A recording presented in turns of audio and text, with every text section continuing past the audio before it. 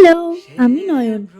৭ বছরের বন্ধুত্বের সম্পর্কে এই প্রথম পিউদে বাড়ি আমাদের আসা। আর সেখানে গিয়ে কোথাও ঘুরতে যাব না তাই কি হয়?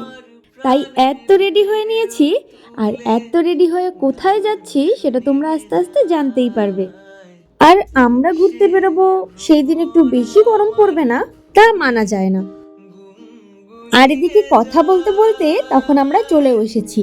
তবে আমরা কোথায় এসেছি সেটা তো তোমাদের বলা হলো না। আমরা এসেছি ডামডিমের গুম্বাতে। এটা একটা বুদ্ধা মন্দির বা মঠ বলতে পারো।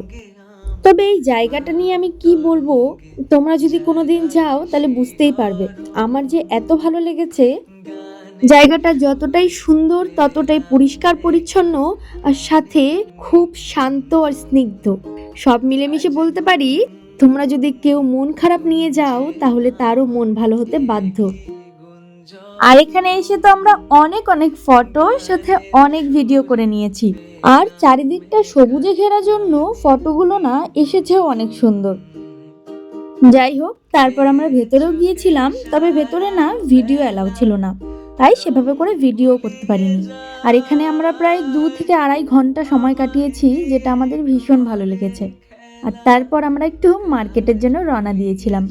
পুজো তো সামনে, দেখা যাক কিছু নেওয়া যায় কিনা। তাহলে চলো আজ আসি, টাটা।